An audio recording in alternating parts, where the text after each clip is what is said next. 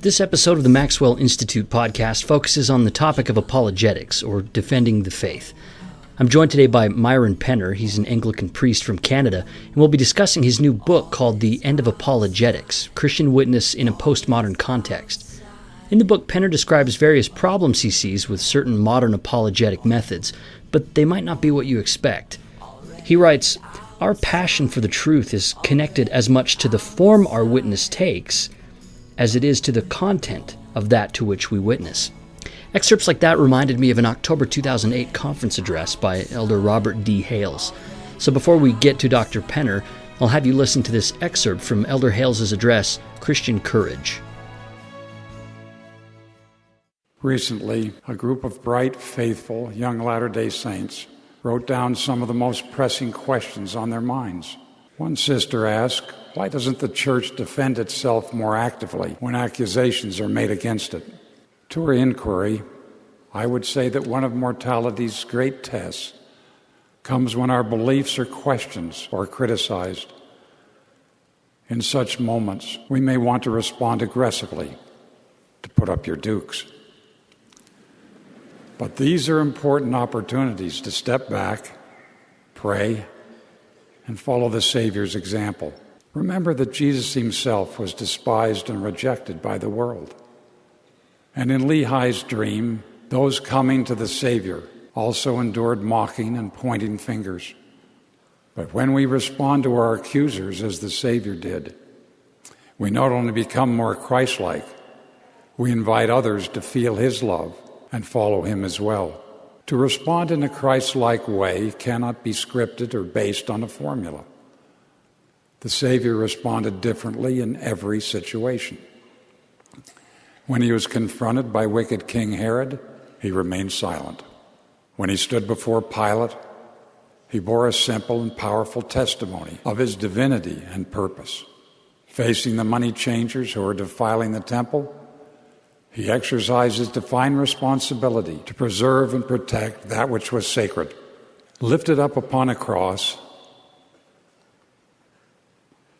he uttered the incomparable Christian response, "Father, forgive them, for they know not what they do." Some people mistakenly think responses such as silence, meekness, forgiveness, and bearing humble testimony are passive or weak. But to love our enemies, to bless them that curse us, to do good to them that hate us, and pray for them which despitefully use us and persecute us, that takes faith and strength, and most of all, Christian courage. All right, today I'm joined by Myron Bradley Penner. I think we should start off, Myron, if you'll tell the listeners a little bit about yourself. I think that's a good way to begin. Sure. I'm a Canadian. I'm an ordained Anglican priest who is currently working in a non-denominational church down in Bolivia. I'm from Canada, and I grew up in a conservative evangelical background, and so that's generally who I am. Is there more you'd like to hear? Yes. So when did you decide to become an Anglican priest? Yeah, that's a good question. because I don't really remember deciding it. I remember it kind of being decided, but I don't remember making the active choice. My wife and I started going to an Anglican church when we were in Scotland, and I was doing postgraduate work over there. Just because we were looking for a church, and this one was one that we connected with, and it was foreign to both of our backgrounds. She's Baptist. I would describe my background as sort of generic evangelical, Bible-believing, community church type background, and so we were there. We couldn't find a church, and we started going to this because we met some nice people there. And over time, we kind of developed, a love for the liturgy and an appreciation for it, and started going to the church on a regular basis. And then when we ended up back in Canada, we started going to an Anglican church. And as that happened, it came out that I had a PhD from a divinity school, and then they wanted me to be a lay preacher, and it just kind of went from there. And I didn't want to be a lay preacher, I should say, at first. I was opposed to that until it was pointed out to me that that's probably not a good thing for someone in my position to oppose. And then I said, well, I'll be open to it if that's what God is trying to tell you I should be doing. And they said, yeah, that's what we think. So anyways, it kind of happened by degrees. Pretty soon we didn't have a pastor at all, and I was doing services, and that led to conversations mostly by others about my ordination and as a solution to a problem. And I guess at every stage I was willing to go along with it. So that's kind of how it happened. Yeah, so it's sort of like a call for you then. You felt called to do Oh, this. definitely. And it seems like for the little that I know of your ministry, it seems like you have also a pretty healthy emphasis on social justice issues. Is that right? Yes. Yeah, that's really important to me. And I think largely because my understanding of the gospel that was given to me growing up, at least the one that I understood, so I won't cast any stones, was that the gospel was primarily about us changing our minds about something and dealing with a sin problem that I had. So I had to deal with my sin problem. And it's not that that's not part of the gospel, but what it ends up being is a gospel that's just about words that are said. And I can still remember at one point formulating the thought in my mind that if the Bible was really, the gospel was really about the things that I thought it was about, God could have done a much better job if he just sort of sent a giant billboard and put it in the sky than sending his son. And I realized that was really problematic, and I needed to rethink that. And that's when I really began to think through concretely, and I mean in terms of how I actually lived and thought together, what it meant for the gospel to be incarnated. So to use the sort of category that's often used, the gospel comes to us as word and deed. Mm-hmm. And so the social justice component to me is extremely important, because I think of the gospel as something that is packaged in, first and foremost, in our practices, not just our words. And it sounds like you've traveled to different places in the world too, right? As part of this ministry, Is that related to that? Yes, definitely. I worked in Africa, East Africa, mostly in Nairobi and Uganda, doing water cleaning projects for a year and a half, and I was on the board of that organization for about a year before that. I've been around. Another thing about your ministries is your educational background. And in Mormonism, we have a lay ministry that doesn't typically focus on a priesthood who has to receive higher education in order to become a priest. So maybe you can tell the listeners a little bit about your educational background. Sure.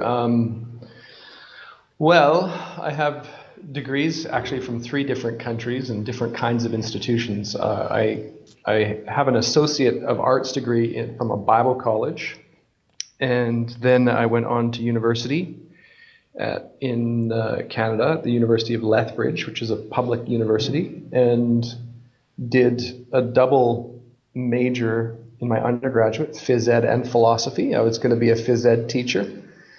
And what I discovered at university is that there was a place where all the questions I had about myself and my faith and meaning, there was a discipline that looked at those called philosophy, and that not only was there a place that I could go to sort of search those out, but I actually seemed to have a kind of knack for that.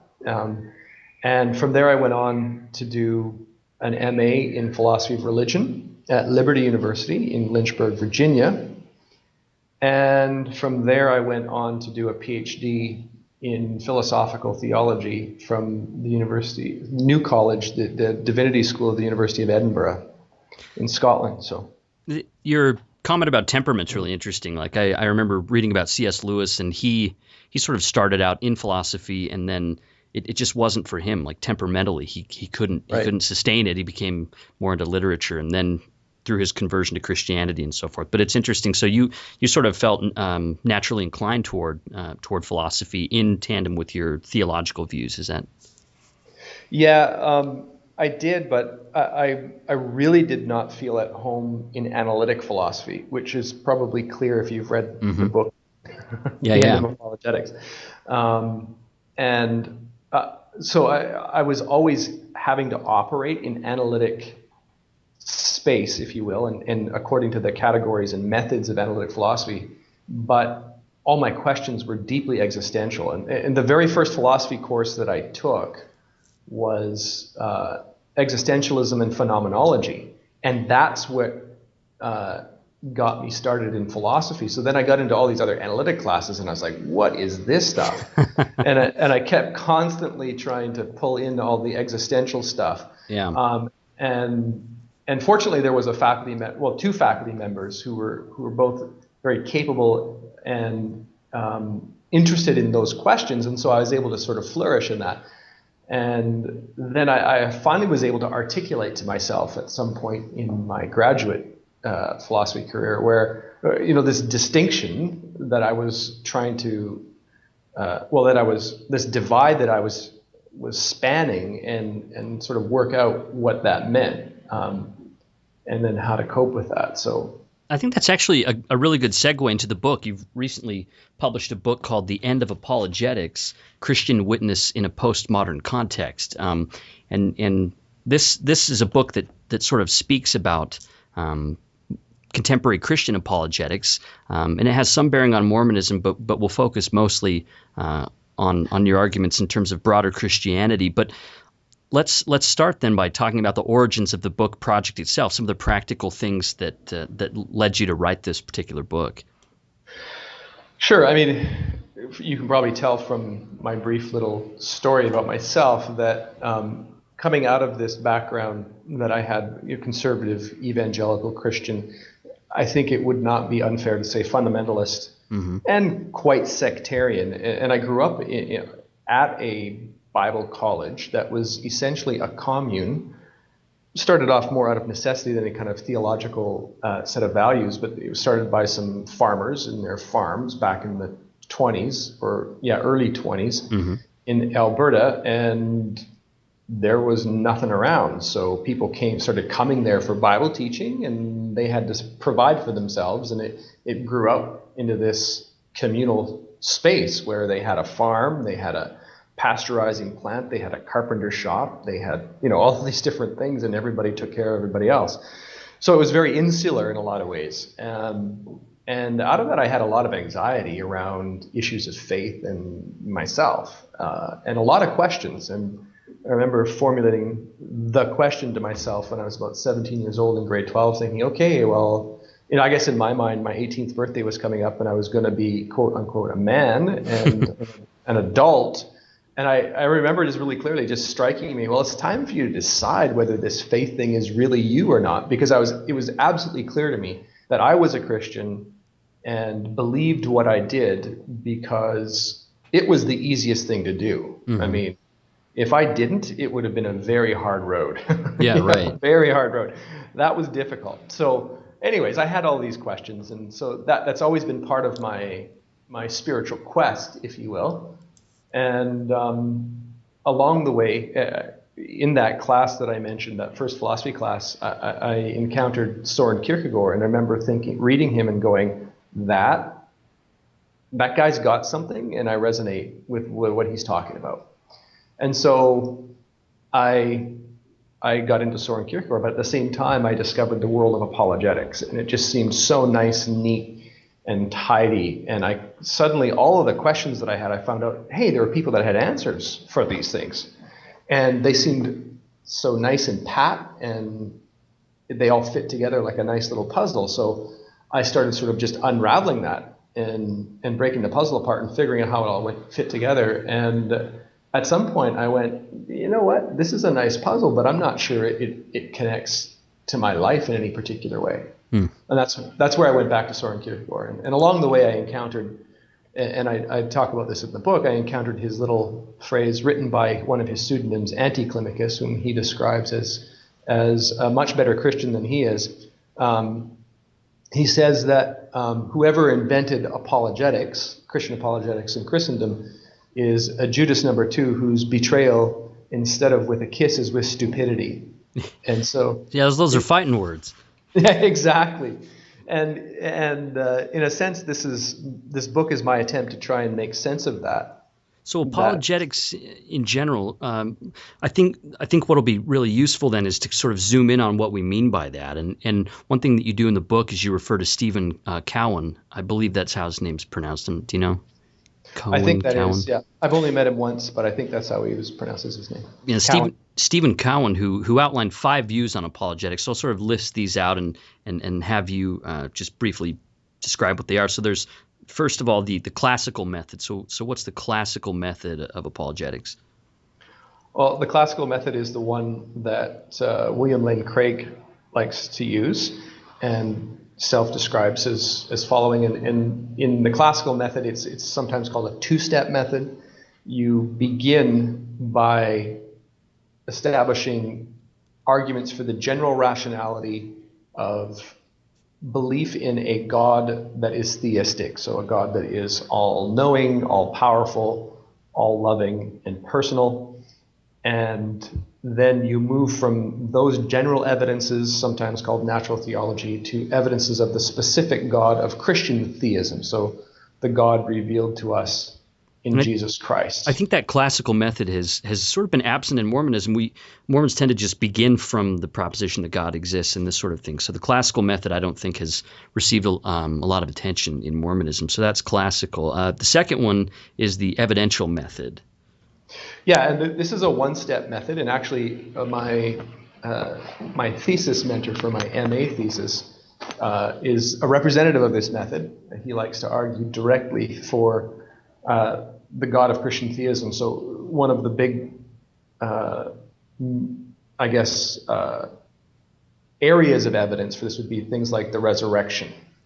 So you argue from straight from the historicity of Jesus Christ's resurrection to his being God. So it's a 1-step method. Instead of arguing for a general worldview that allows for there to be a God, you just go straight for the goods and say, Jesus' resurrection demonstrates as a piece of evidence that Jesus Christ is a particular kind of God, God of Christian theism. So the evidence, though, as far as evidence goes, it seems like that would be mostly based on the biblical witness then, right? So it's mostly an evidential case based on written witness, is that? Well, I mean, that's not how Gary Habermas would put it. It's historical evidence, which is evidence. So it would not be treating the sacred texts as sacred, but treating them as evidentiary. Okay. Yeah. Gotcha. So they would need corroboration. He's famous for his minimal facts argument, he calls it. So he can go from minimally accepted facts by generally agreed upon by scholars of New Testament Jesus studies and so on, and argue for the historicity of the resurrection. Okay, cool. Okay, so and the third one is the cumulative case apologetics, the cumulative case method.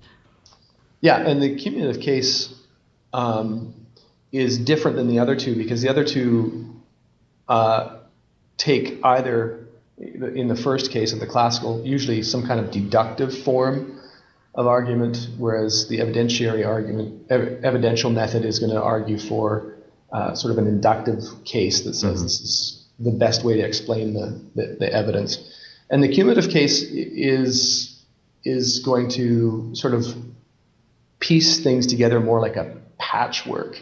Sometimes it's called I think Richard Swinburne called it the 10 leaky buckets method, where none of the arguments really holds water, but you put these different things together and they build off each other and say, well, this is, we're piling up evidence here, and cumulatively you've got to account for this stuff. And it sort of says this is a superior way of accounting for whatever evidence exists than other ways of accounting, all right? Yeah, it's looking for overall explanatory power of the evidence and of the world in general. Yeah.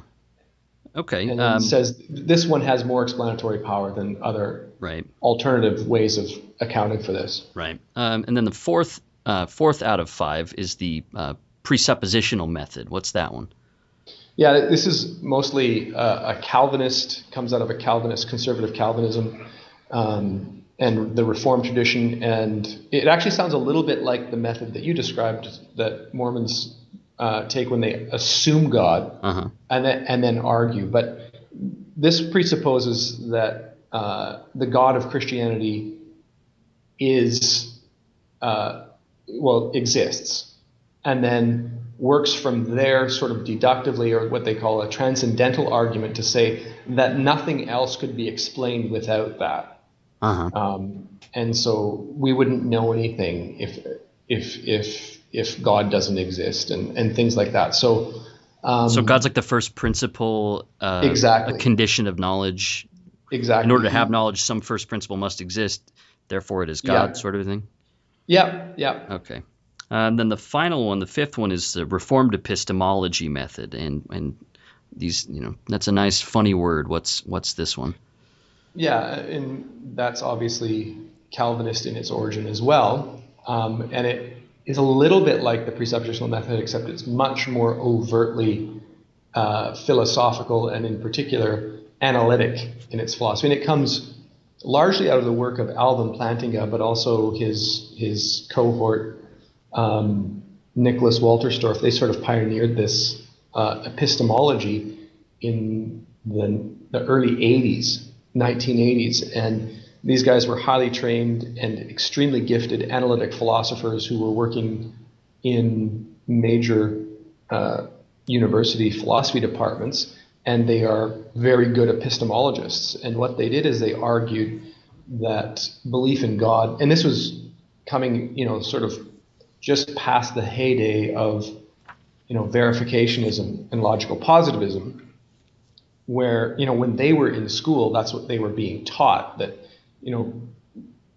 talk about God is cognitively meaningless because it's non-verifiable, and so on and so forth. And they started with their Christian, specifically Calvinist assumptions of saying, yes, God does exist. How is that not meaningful? Because it seems to be meaningful to a large number of human beings throughout history. And so they formulate an epistemology that says, well, belief in God is rational, even if a given person has no evidence to support that. And the way they do it is by looking at the theory of knowledge itself. And the basic outline of that is you start by asking, well, what makes something knowledge? And the primary way that's done, and they actually argue that the best way to do it, or the only way to do it, is in terms of an epistemology that's foundationalist. So there are some beliefs that we accept basically, and we do so without evidence, but we do so rationally. And then from there, we build on those beliefs to non-basic beliefs, which are then evidenced and based on those beliefs. Okay. And they say belief in God is properly a basic belief. Okay.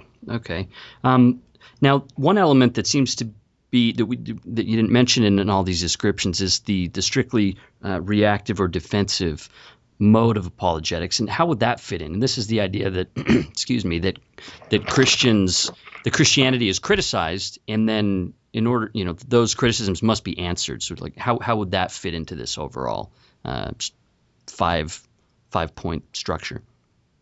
Well, there tends to be a distinction in apologetics between negative apologetics and positive apologetics. Mm-hmm. Negative apologetics is defensive. Reformed epistemology tends to be almost completely negative in its approach, because it's not trying to tell you that atheism is false, but that Christianity is rational. And then positive apologetics wants to say this is positively rational and anything else fails rationality, so you must believe it. But the interesting thing, as you pointed out, is that these arguments sort of depend on there being a backdrop against which the questions have to emerge in the first place as to whether or not Christianity is viable. So they all kind of share that as a common backdrop. Okay. So if you had to sum up, when you talk about the end of apologetics in your book, if you had to sum up sort of the common core of what defines apologetics, what would that be? Well, apologetics, as I'm against it in the book, is specifically modern apologetics. And by that I mean that the kinds of questions that apologists are responding to are coming out of a worldview that is modern or modernist, if you want to say it that way.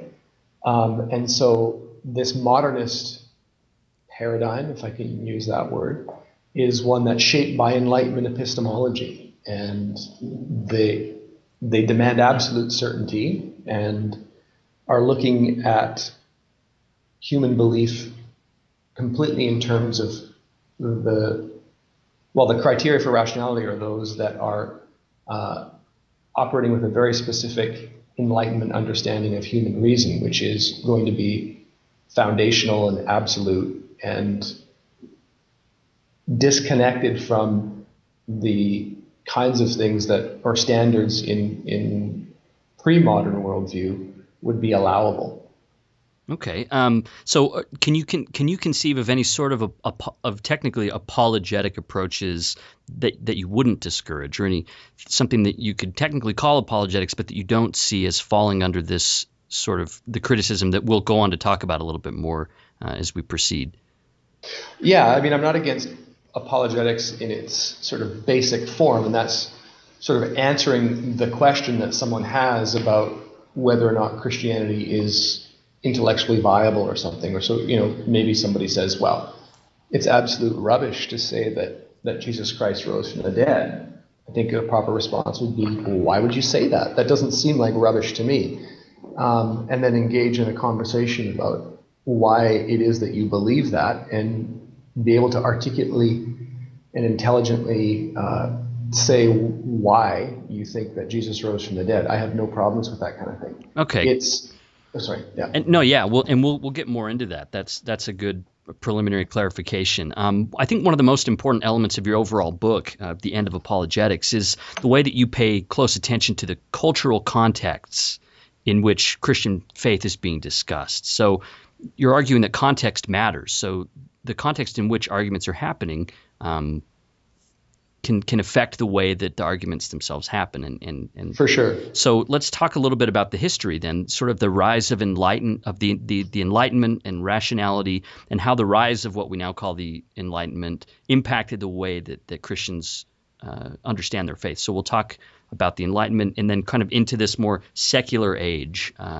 Let's talk briefly about that historical change. Sure.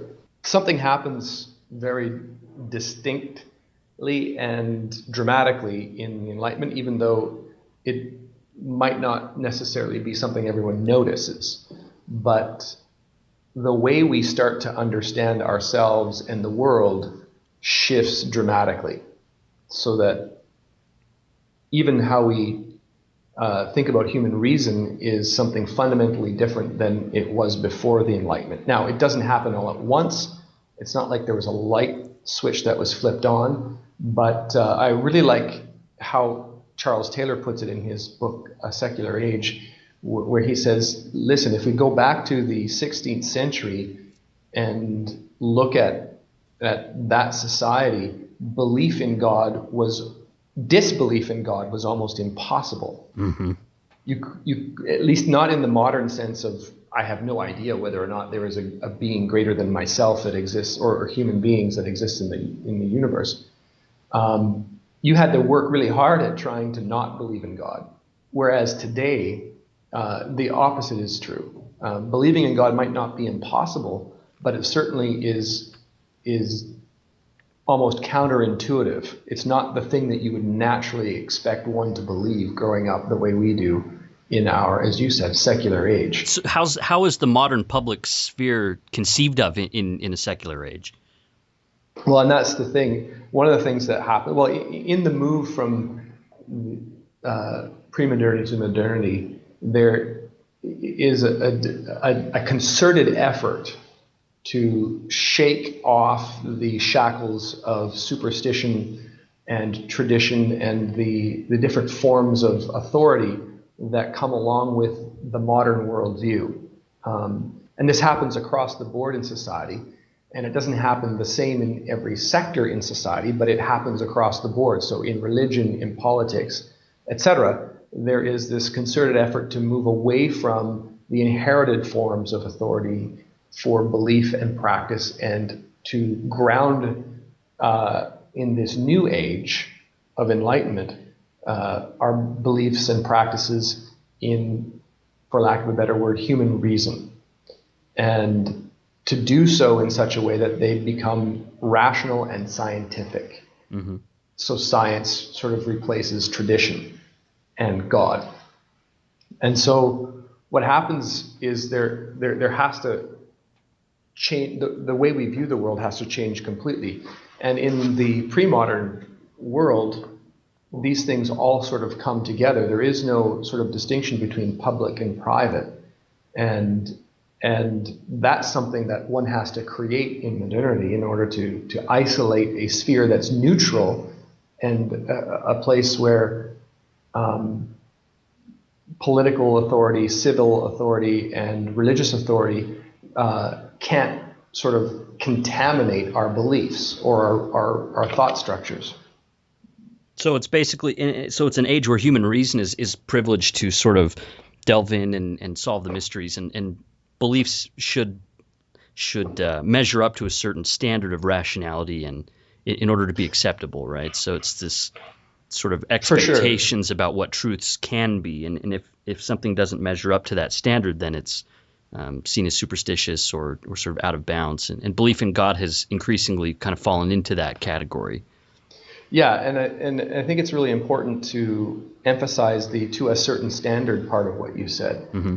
because the certain standard is this understanding of human reason as foundationally important and as capable of understanding and grasping the most important things in the universe, so that there's this assumption made about the adequacy of human reason and understanding to sort of plumb the depths of what is true and what is good and what is beautiful, and arrive at absolute truths about these things.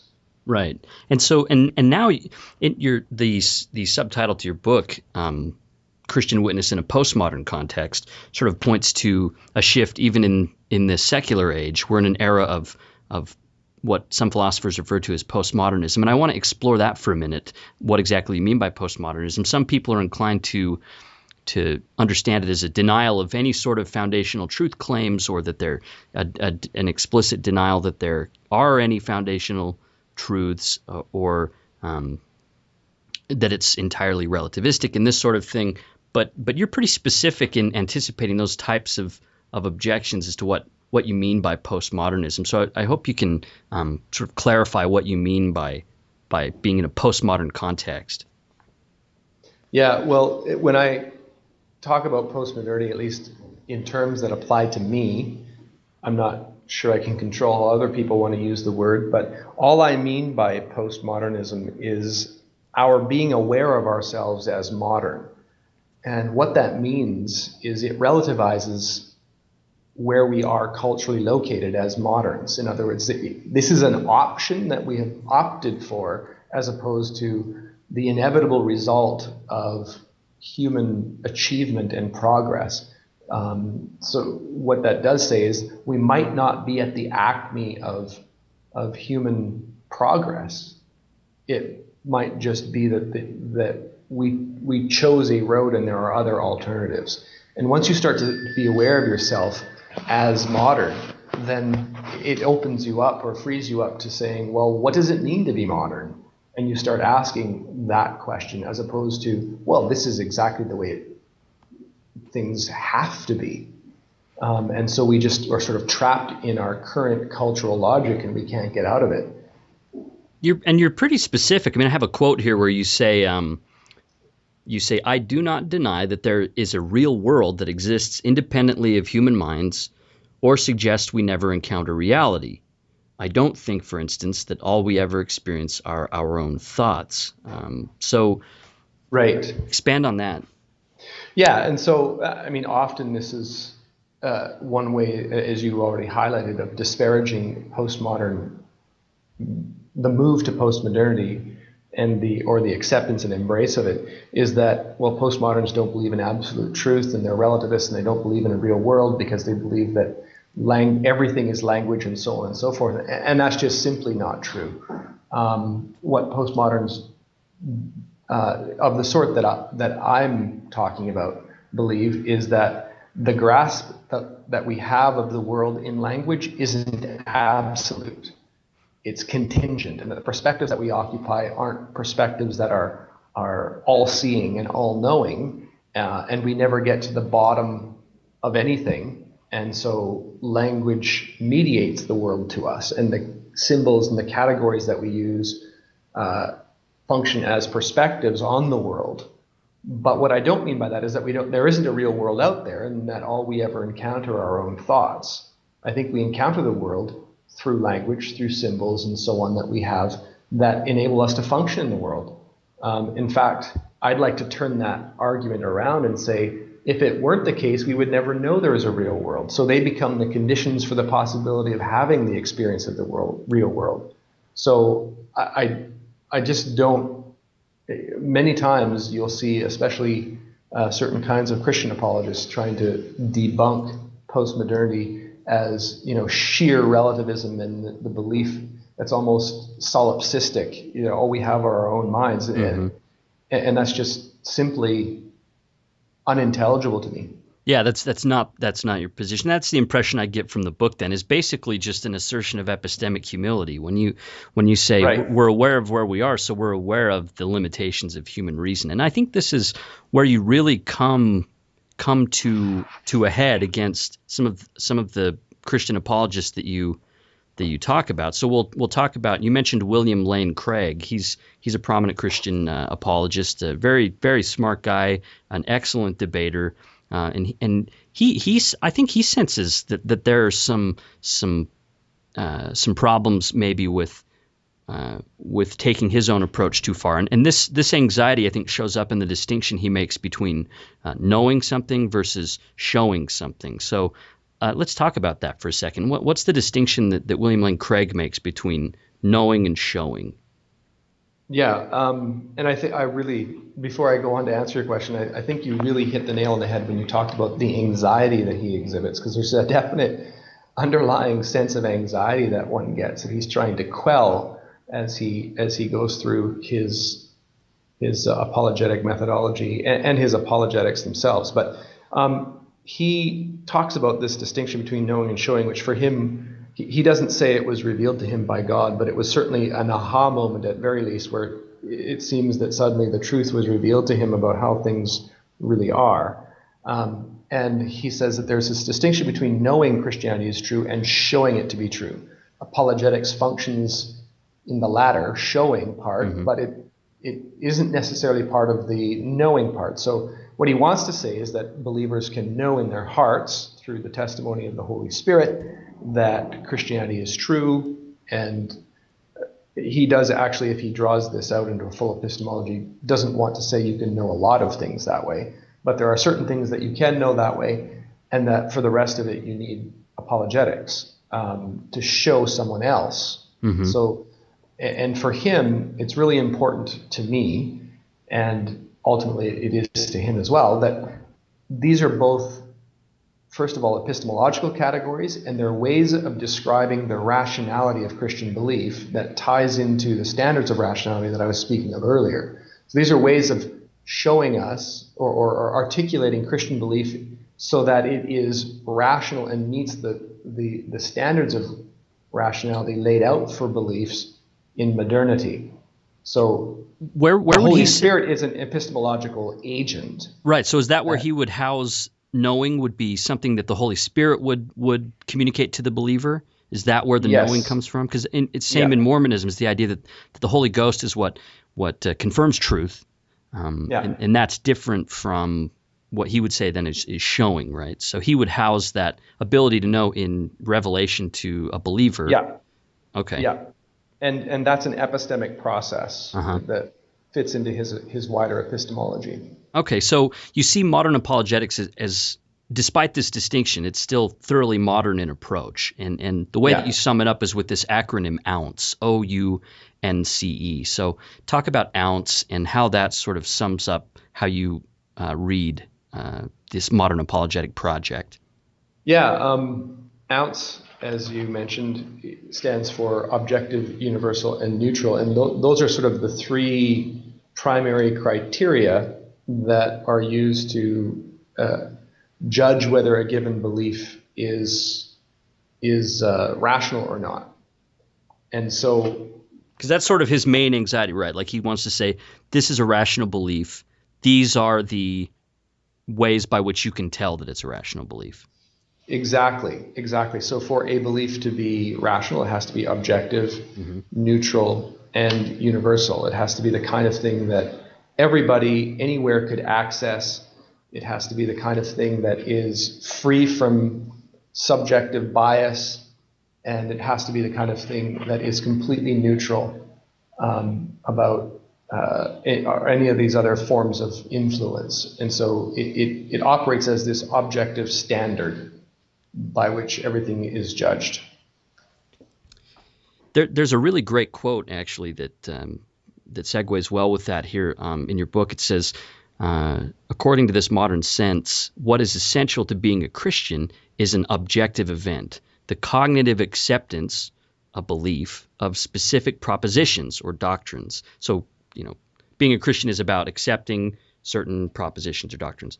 And because Christianity is essentially objective in this way, it's propositional, it can and must have an objective basis or a rational foundation that complies with ounce. So this is sort of the fundamental expectation then, is that Christianity is about accepting these certain propositions, and in order for a proposition to be true, it has to be objective, neutral, universal, and this sort of thing, right?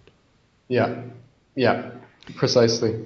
The thing that fascinates me is how this critique actually cuts against liberal and conservative views here. This is where your book really surprised me. It cuts both ways. You see theological liberals, the stereotype of them is that they're willing to sort of put Christianity on the Procrustean bed and cut off the limbs and everything to make it fit. So they're just willing to sort of jettison things that aren't rational, like, the miracles in the New Testament, no, none of that happened, right? They're willing to sacrifice certain things according to modern rational standards. Right. And then conservatives who do the opposite. They sort of adopt modern rational standards to argue for even the miracles and even these sorts of things. So both these liberal and conservative perspectives are acceding too much to the modernist mindset, right?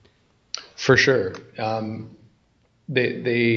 The one thing that this also connects to the discussion that we had about what postmodernism is. Most people just assume that postmodernism is progressive liberal. Yeah. And that drives me nuts because while definitely I'm against some really deeply ingrained conservative impulses that come out of the modern mindset, I'm just as against, in fact, at times it depends on the context, even more against the liberal idea that the human being and the rational experience of a human being is the standard for truth. And that's really, I think, the major issue that I have with apologetics on both sides, whether the rational apologetic project of liberals, which is to sort of weed out everything from Christian doctrine that isn't rational, or the conservative one that is to sort of demonstrate how all of it, from orthodoxy, which is defined very particularly by whatever group is trying to do the proving, that all of it is rational, but both of them are making the human rationality of the modern sort the rock bottom basis of reality, which I think is fundamentally idolatrous. Right. I think this is actually a way that can cut against some people who criticize apologetics. There are critics of certain apologetic approaches that say that it's not rational enough, or that that it's not academic enough, or that it's pseudo scholarship, and these types of criticisms. I think you would say that the problem with those criticisms is, like the apologetics that it criticizes, it's sort of putting too big of a stake in human rationality and humans' ability to access this objective truth, right? Yes, and it's also completely overlooking its own position and thinking that it stands on a ground that it doesn't actually stand on. So. Okay, so, and then before we move to the second part of the podcast, which will talk more specifically about your own proposals, because you don't just say do away with apologetics. You also talk about things that Christians can do to witness effectively. So we'll move on to that. Before we do that, though, toward the end of the book, you talk about apologetic violence. And so without going into too much detail about your own view of how to properly witness to Christianity, can you speak for a moment about what you mean by apologetic violence? Because it's a strong word to use.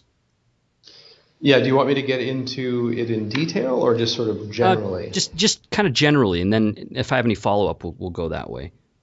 Yeah, I mean, generally, apologetic violence is when we use our arguments to do things that are unchristian, mean-spirited, and wrong and unethical to other people. And that's the bottom line. So what I don't assume is that an argument that has a valid form with a true conclusion, and the conclusion somehow fits or connects to, what Christians are supposed to believe, that using that argument in any circumstance is therefore always right. I don't assume that, because we can use any words and any arguments to do things that are very unloving and unchristian.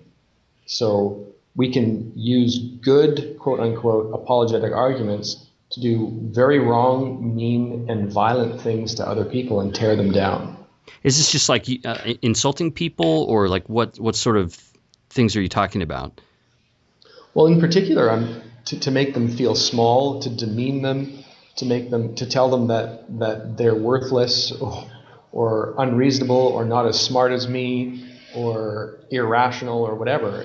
Those using apologetic arguments to do that, I think is a form of violence against them. I mean, there can be, when you get into arguments and discussions, you can get to a point where you take sort of glee in showing how someone else's argument is dumb, right? I mean, you can for sure almost get sarcastic, or it can become an argument. The irony then would be that you might be saying true things. You might be saying, Christ is Lord, or whatever you're saying, but you could be saying it in a way that communicates completely the opposite message, right? Yeah, and where your intentions are to do that. Yeah. And most often we're blind to it ourselves because we just get carried away by the force of our own brilliance or fundamental rectitude. And we just think that we have the right of way to do whatever we like because we're right. If that's how we're feeling, the chances are we're probably acting in a way that's deeply unchristian. Yeah. Well, I've done that, so. Yeah, so have I. Yeah. Just to issue a confession here. So kind of to sum up this first part of the podcast, then just give a brief recap of some of the key problems that you see with much of modern Christian apologetics.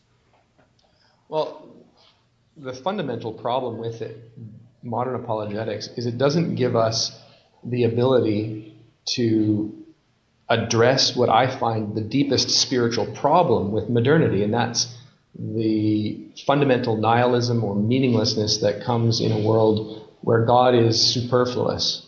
And the big problem is that for apologetics that buys into the modern paradigm is that it so thoroughly is immersed in that paradigm that it has no ability to argue outside of itself. So it buys into the meaninglessness of the universe, tries to argue on those terms that there's meaning, and in the end it just sort of perpetuates the nihilism of modernity. And we haven't really addressed that aspect of the argument, but to me that's the real problem, is that's the betrayal, is it's buying into the sort of death of God, as we sometimes refer to it, that happens in modernity when reason takes the place that God used to take in pre-modernity. By chance, have you read Richard Beck's Authenticity of Faith? I have not, but I'm aware of it. Yeah, so it's sort of similar. I mean, he basically talks about apologetics failing on rhetorical grounds, or failing on the grounds of not addressing sort of the more crucial existential issue that you mentioned, which is living in an era when people feel disconnected from God and meaning and purpose, or they feel spiritual malaise, and there are people who are looking for something, and if they start to read basic apologetics, it just seems like this these arguments that are going on, it's not really spiritually fulfilling. It's just just these back and forths about who's right and who's wrong, right? They feel like parlor games. Yeah. Yeah. Yeah. And Okay. I absolutely agree with that. Now, on the other hand, there is one thing I would say is like, do you have any sense that at least for some people, the sort of apologetic approaches that you criticize, for example, you talk about a debate that occurred at a college, where an atheist showed up to debate a Christian apologist, and they took a vote at the end, and the Christian apologist was sort of the victor, and you realize that most of the people that attended were already believers. And but do you think there were some people there who it still might have maybe caused to think twice, and can it still be an avenue? Can this method that you criticize still be an avenue for some Christians to find Christ, even indirectly? Well, for sure. I don't want to put limits on God's ability to redeem anything. In the Old Testament, he uses Balaam's ass to communicate his word. And so he can use whatever he wants, including this donkey.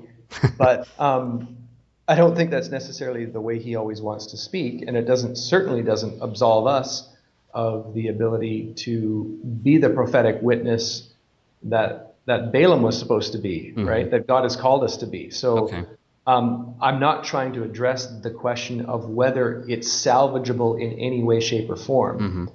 I would point out, though, that it can do even more harm, and I think this is part of what Kierkegaard is getting at, when people think they've been helped by it, precisely because it helps them to fall or sink further into their delusion about who they are and where they are and what they're all about. And human and the power of rationality. For sure. And this sort so of if they walk away thinking, I really am that clever, I'm not sure that's a help. They might feel better, but I'm not sure they've been edified by it. Okay, so that kind of sums up part one.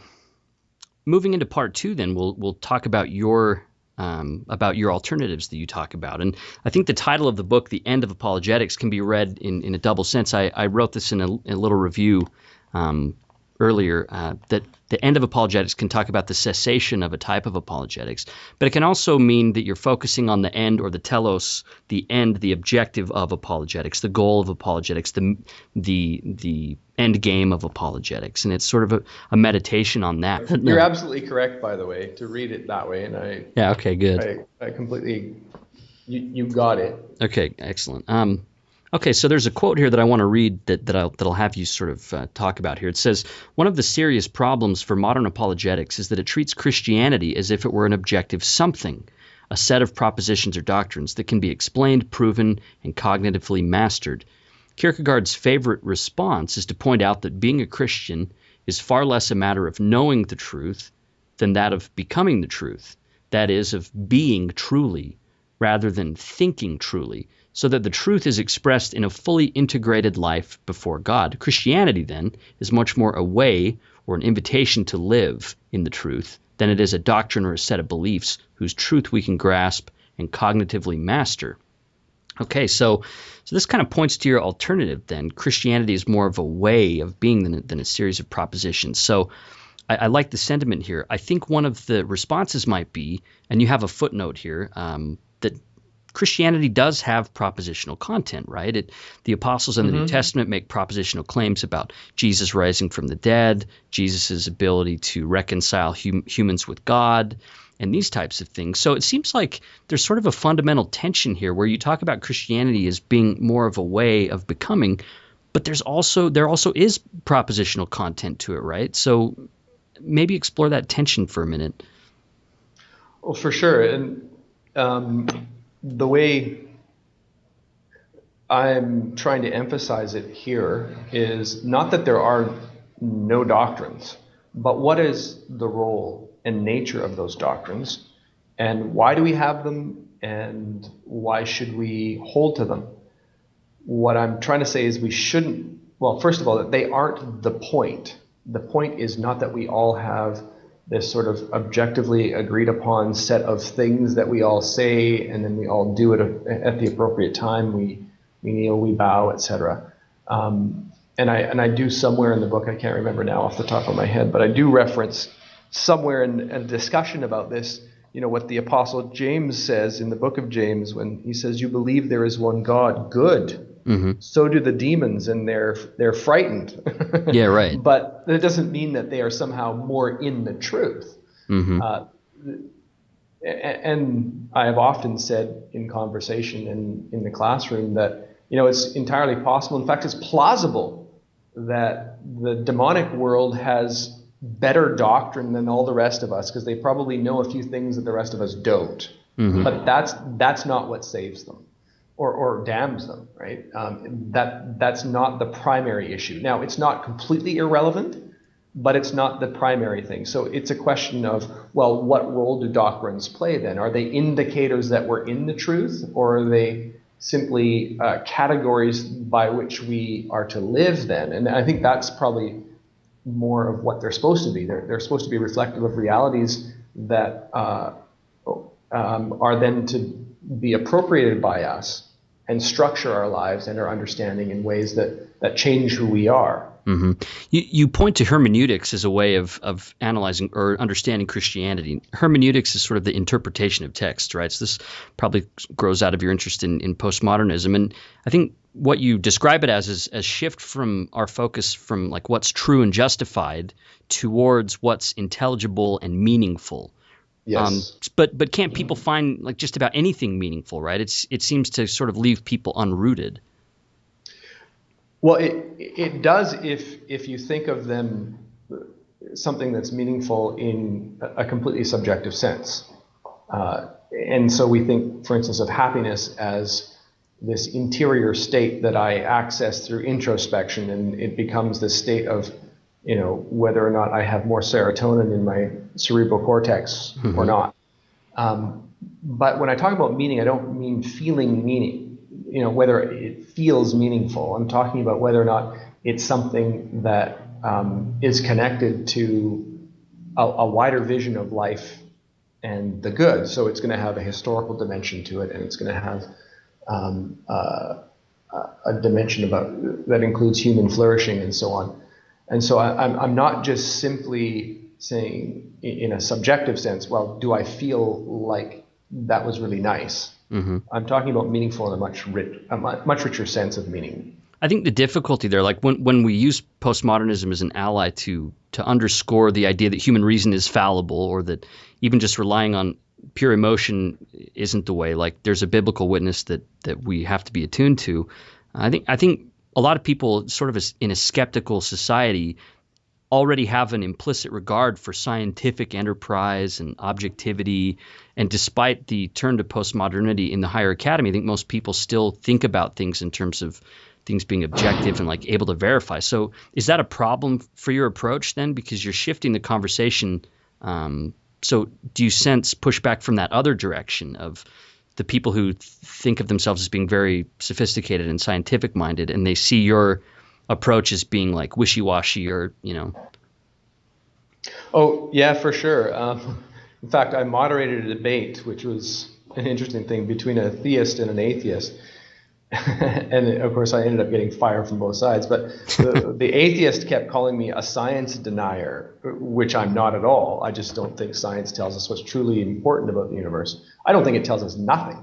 I think it gives us models for how to think about the universe, for sure, and how to be successful in certain kinds of ways if those are the things that we want to do. And certainly, I guess what I would like to tell people who are captivated by science, and I think you're absolutely right, that's kind of like the way we think, is that perhaps the realities that we access that way and that we're staking all of our hopes on aren't the ones that are most important, and that we're missing something profound. And you can point to other aspects of our culture that seem to be verifying that, like the meaninglessness that we all feel, and the sense that this really can't be all that there is, and so on, and say, well, that experience that we have is connected to the way we look at the world through the scientific lens. So with that in mind, then, how would you say that Christian beliefs can be verified? Like, how would you approach someone who says, like, well, I read Richard Dawkins' book, and I read Daniel Dennett, and they're very convincing, and I'm just not really interested in God. Why should I pay attention to the claims of Christianity? Like, what sort of response? I know you'd respond to an individual person, like you would make it a personal engagement, but what sort of things would you do to talk to that type of a person? Well, I'd appeal to them as people, as persons, probably not as people in the generic sense of a group of people, but as a person, and say, I can't make sense of the world and find it meaningful the way that you're trying to draw that out. And so I'd want to talk to them about what's so particularly appealing about the universe as Richard Dawkins wants to imagine it. And maybe point out along the way that he is imagining things and sometimes he's making things up. And that the thing that he seems so absolutely certain about maybe isn't quite as certain as they think, and maybe they've been duped or trapped in a particular way of thinking that isn't helpful to them as a person. So I'd try to find out where they are as persons, what's motivating them, what kinds of things they think they're getting from Richard Dawkins that is so particularly helpful, and just explore that with them. And I might get to the point where I don't know what to do with that person except tell them that that personally this isn't fulfilling and meaningful to me because of the experience I have with God and Jesus Christ. But that's not going to be particularly helpful for them, maybe. I don't know. So what would your suggestion be? I mean, you sort of point to witnessing about your way of life as well. Like Christianity bears fruits in your life in terms of peace and you know, these types of things, and that's sort of part of a witness. What about people who don't feel like they can witness with such surety, right? They might encounter a conversation like that and just say, you know, I can't stand up in front of somebody and tell them that I really know this stuff about God. I have faith in it, I believe in it, but this isn't something I can just like declare. Like, what would your advice be to people who feel that way? To say that sometimes, as C.S. Lewis once said about his atheism, sometimes he woke up in the morning and his atheism didn't seem very certain. Tell them that's what's true about me and my relationship with God, and it goes up and down, and I don't know what to do, and I wrestle with this stuff every day. And if you're feeling these kinds of feelings and having these kinds of thoughts, I completely understand where you're at, because I live there a lot of days too. I think that's entirely appropriate and important and necessary if that's really true. The point is, don't tell them something about God that isn't a lived reality in your life.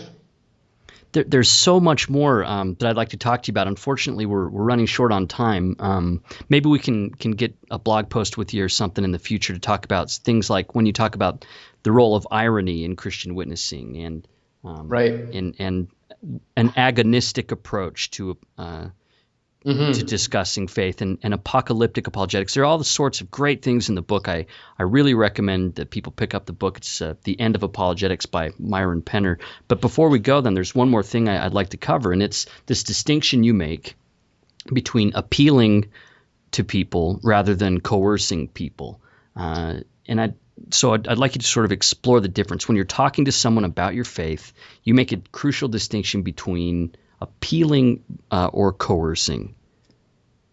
Yeah, and it has everything to do with why we're in this conversation or in this encounter and what we want to come out of it.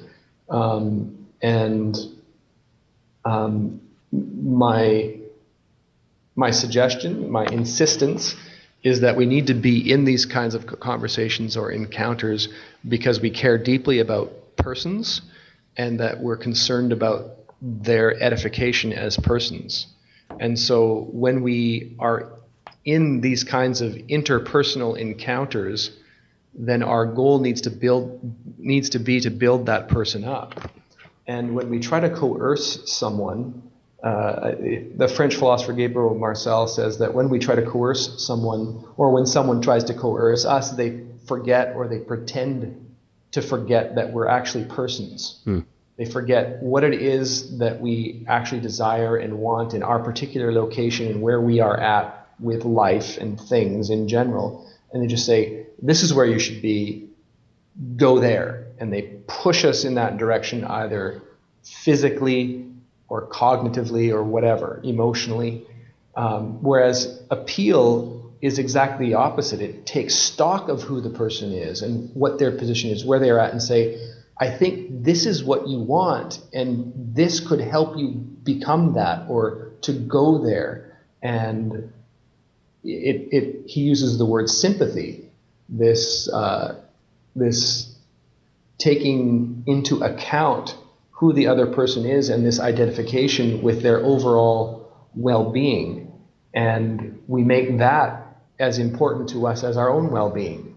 And when we do that, we appeal to the person and say, I believe this is something that would be very helpful to you, as opposed to, this is something you must believe. If you don't, then you fit into this category, and if you do, then you'll be in the one that I accept. I just find that last way of thinking really, really unhelpful. Yeah, so like on the one side, appealing, the focus is on the person, and the goal is edification, right? You use the word edification. Exactly. Yeah. And then if the focus is on coercing, or if the method is coercive, the focus is on the person's beliefs specifically. So you can, this isn't personal. I'm just talking about the things you believe. Exactly. And the end game is justification rather than edification, right? Yeah, and the key is to see beliefs as reflective of personal existential realities, not just simply abstract cognitive events that are loosely connected to me somehow.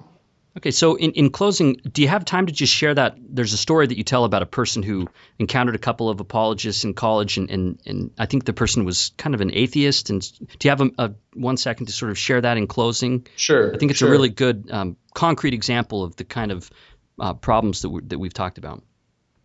Yeah, this was actually postgraduate. It was while I was doing research for my PhD, and I was at a study center, and I'll call him John. It's not his real name, but I haven't got permission. I haven't asked him for permission to use this story because I've lost track of him. But he and I got to the study center early because it was just as the academic year was ending here in North America.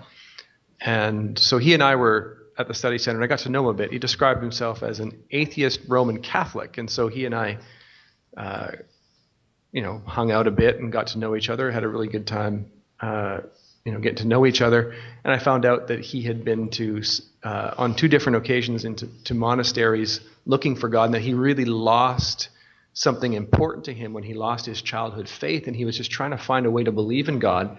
And I can still remember one time we were walking down by the river, and he just looked at me and said, "You really believe it all, don't you?" And I was like, we weren't talking about anything religious. We were just kind of walking, chatting about stuff. And I said, what are you talking about? And he said, "You really believe that, Jesus was God's son, and he died on the cross. You believe all that, don't you?" And I was like kind of shocked. And it's not typical of philosophers to ask direct questions like that. And I said, "Yeah, I do." And he said, "You should be a priest." And this was before I was even thinking of it. And he said, "We need priests like that." And I was like, "What are you talking about, John? You said you don't even believe in God." So I knew that John was on a real deep spiritual quest. And then we were joined by 2 seminarians who'd just taken an apologetics seminar. Actually, it was with Bill Craig. I didn't say that in the book. And Bill Craig had described himself as the hired gun who comes in to sort of clean up the streets of all the atheists. And we were sitting out on the back deck in the evening, which is what the group of us tended to do. And I knew these guys, where they were coming from, quite well because I was raised in that whole context. And they started asking John questions, and he didn't clue in at first as to what they were doing, and they were trying to find what he believed about different things, and then they were building what his position must be. And they started saying, "Well, if you say that, then don't you also have to think that?" And at some point he started realizing what they were doing, and he stopped them. He said, "Hey guys, stop. I don't like what you're doing here. You are starting to really offend me because you're trying to treat me as if this is all an abstract, objective game. And I was just answering your questions and being honest with you." And they said, "We don't care if you're offended. We don't want your blood in our head." And they just started going at him. And I was like shocked. And I jumped in with on one side, or John's side, and I started saying, I think he's actually a better Christian than you guys are. And John told me the next day, because I got so upset with him, I just went to bed. And John told me the next day that they told him they didn't think I was a real Christian. And it's Christ-like. That's what Jesus would do. Yeah. So basically, I mean, it kind of shows a distinction, and not all apologists. I mean, I think we can both agree there are people who do classic apologetics or this sort of modern apologetics who, they're doing this out of faith. They're doing this for sure. For good reasons. The issue becomes one of approach, and when you begin to approach it in terms of these logical categories that you can just lay out, it can feel coercive to the people that you're talking about or talking with. And that's sort of where you're saying that's not edifying, that you can't edify and rejoice together. That's right. Under those circumstances, whereas if you were having a real interpersonal conversation, you can kind of gauge it to the extent that are we all being edified here is sort of a good benchmark, I think, for that. But anyway, I really appreciate you joining us today on the Maxwell Institute podcast, Myron. This has been a great conversation, and I hope to be in touch with you again, and maybe we can get a blog post or two. And well, thanks, Blair. I really appreciate it. Thanks for listening to the Maxwell Institute podcast. I was joined today by Dr. Myron Bradley Penner. He's the author of The End of Apologetics, Christian Witness in a Postmodern Context.